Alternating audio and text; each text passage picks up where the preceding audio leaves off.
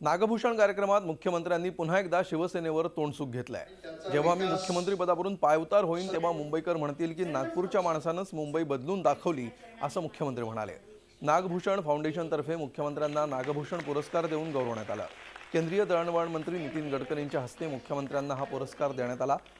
मुंबईतील विकास प्रकल्पांच्या मुद्द्यावरून नेहमीच शिवसेनेची भाजपसोबत खडाजंगी होते, असं मुख्यमंत्र्यांनी भाषणातून सोडलेले बाण शिवसेनेच्या दिशेने आहेत का अशी चर्चा तर रंगू लागली आहे। ऑक्टोबर 2014 मध्ये मुख्यमंत्री म्हणून पदभार स्वीकारला तेव्हा मुंबईतील अनेक विकास प्रकल्प फायलींमध्ये धूळ खात पडले होते। अनेक वर्ष परवानगी मिळत नव्हत्या।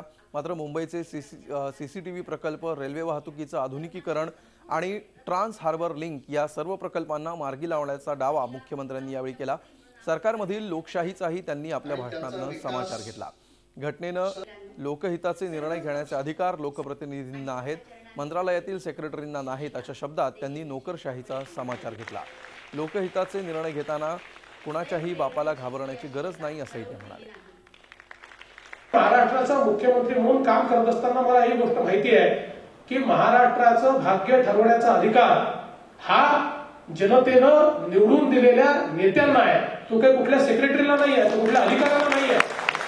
आणि म्हणून ही जी निवडून दिलेली व्यवस्था आहे, ही व्यवस्था जी जनतेच्या आशा आकांक्षा पूर्ण करण्याकरता तयार केलेली संवैधानिक व्यवस्था आहे। या व्यवस्थेने निर्णय करायचा आहे आणि मग जनहिताचा निर्णय असेल तर कोणाच्या बापाची चिंता करायची नाही, तो निर्णय करून टाकायचा आणि तशाच प्रकारचं काम ते करायची सुरुवात आम्ही केली आहे। सगळ्यात चांगली गोष्ट आहे की आम्ही सत्तेच्या सगळ्या ठिकाणी केंद्रबिंदू असूनही आमच्यामध्ये सगळ्यांमध्ये एकता आहे आणि आम्ही दोघांनी काळजी घेतली की कुठल्याही परिस्थितीत आपल्या पक्षाची एकता, आमची मतभिन्नता असते काही वेळा, पण आम्ही चर्चा करत असताना त्यातून दोघंच विचार करून ठरवतो काय करायचं।